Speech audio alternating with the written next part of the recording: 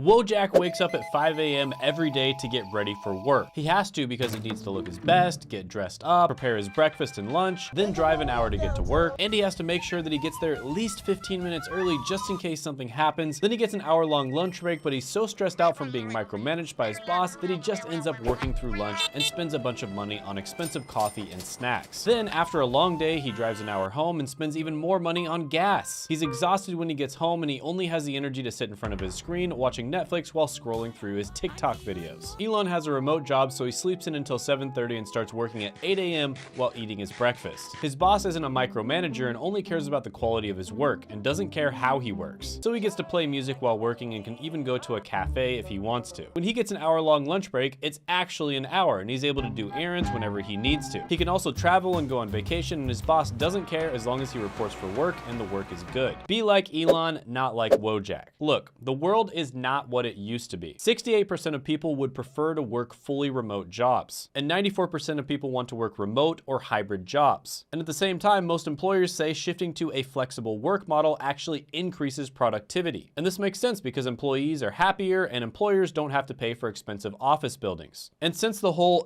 cough cough situation, getting a remote job has never been easier. And the first one on the list is going to be great for you if you're a member of the grammar police and you like pointing out other people's spelling mistakes. And that is going to be a healthcare documentation specialist. And this one is great for you if you want to work in the healthcare industry without ever having to see a patient. And healthcare documentation specialists are responsible for maintaining accurate and complete medical records and ensuring proper patient care and communication between medical providers. And they're kind of like the librarians of the medical world, organizing and maintaining vital information for the benefit of all. And they make about $52,000 a year. So some of the skills that you need to have for this are going to be attention to detail, strong communication skills, and a thorough understanding of medical terminology and documentation standards. Some of the pros of this one include the opportunity to work in the healthcare industry without direct patient care, while the cons include the need for constant attention to detail and focus. So as a healthcare documentation specialist, remember, your work may go unnoticed, but without you, doctors would be scribbling on walls with crayons, and patients would be receiving treatments for the wrong ailments. This one gets a 7 out of 10 opportunity score. Next one on the list is going to be great for you if you want to develop your communication skills, set your own schedule, and earn commission for your hard work. And all of this without having to do a sales job where you talk to people on the phone. And that is going to be appointment setter. So in the sales industry, you have these two positions. One of them is the setter and the other one is the closer. And a lot of the time, setters are going to be the people who are answering DMs, answering emails, and figuring out if inbound leads are going to be a good fit for whatever product you're selling. And in some cases, they'll also be doing prospecting. And then they'll be setting appointments for the closer who actually gets on the phone and sells the person the product. Now, this one, according to Glassdoor, you make about $45,000 a year. But if you're in the right industry, I can almost guarantee you can make a lot more than this. I know appointment setters that make over 6 figures per year. And a lot of the time, they're spending most of their days chatting with people in DMs and over email. So the pros of this one include flexibility, the potential for high commissions, and the opportunity to learn about sales. The cons of this one are going to include rejection and the repetitive nature of the job. So that is appointment setting. It may not be glamorous, but somebody's got to do it. Plus, it's a great way to hone your rejection coping skills when you inevitably get ghosted over and over again on Tinder. This one gets a 9 out of 10 opportunity score. The next one on the list is going to be great for you if you love numbers, organization, and making sure that everything adds up. And that's going to be a bookkeeper. Now, bookkeeping may not sound sexy, but it's the backbone of just about every business out there. Without it, companies are like penguins trying to fly. Cute, but doomed to fail. And bookkeeping involves recording financial transactions and keeping track of a company's financial records. And you might be thinking to yourself, Shane, isn't that what an accountant does? And don't you need to get an accounting degree and get certified in order to become a bookkeeper? No, absolutely not. You do not need to be an accountant to become a bookkeeper. You likely will be working with accountants if you become one, but you do not need to be an accountant, and you definitely do not need to be a CPA or certified. Now, bookkeepers make about $42,000 a year. Now, some of the pros include the stability and reliability of the job, the ability to work remotely, and opportunities for growth. Some of the cons include potential for repetitive tasks and the need for strong attention to detail. So if you're a fan of numbers, spreadsheets, and keeping things in order, then bookkeeping might be a perfect career for you. Just remember to always carry a calculator calculator and a healthy dose of patience. This one gets a 9 out of 10 opportunity score. The next one on the list is going to be great for you if you want to help business owners that are drowning in tasks. And that is going to be becoming a virtual assistant. And virtual assistants are kind of like superheroes that provide administrative support remotely, saving you time, energy, and the occasional existential crisis. And executive virtual assistants make about $56,000 a year. So some of the pros of this one include flexibility, variety, and the ability to work from anywhere. And that's actually something that a lot of gigabrains are doing right now, where they're getting a job from the US and then they are working abroad in countries where you can live like a king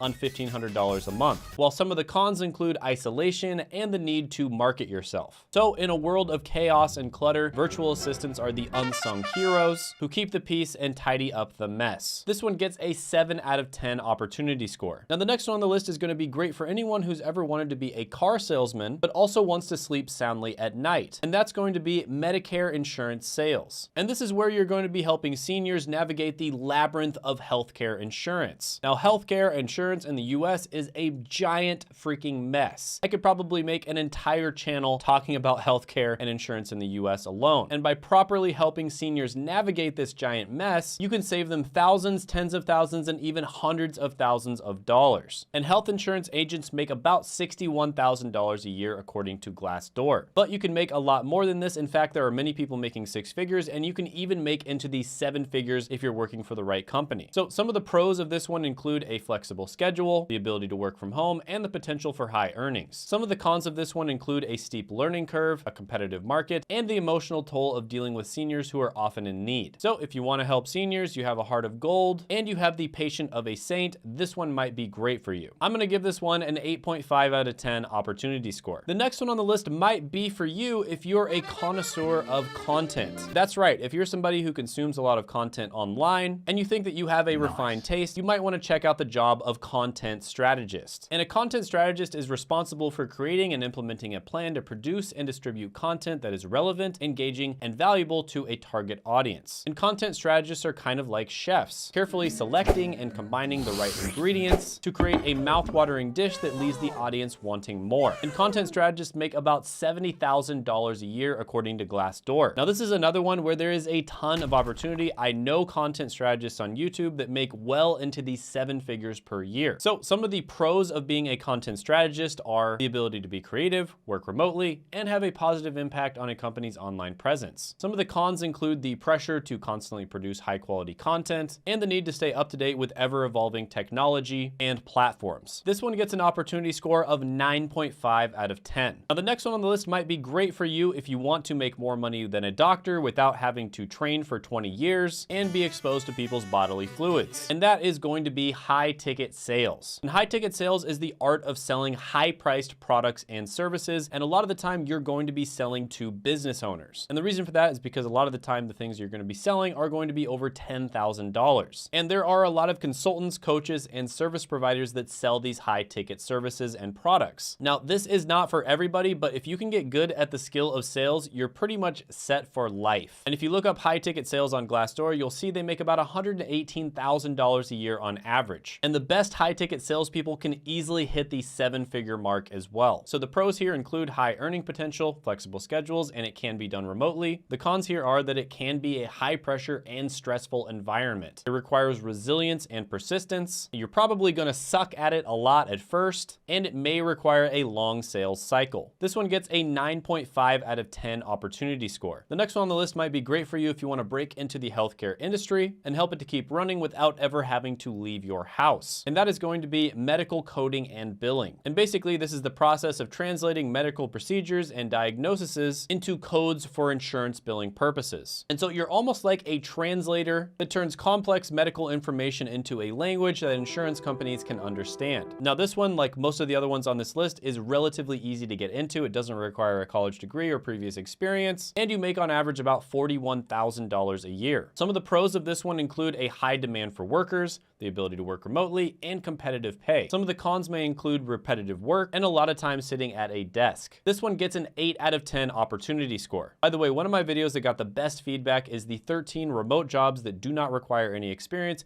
and you can check that out by clicking right here.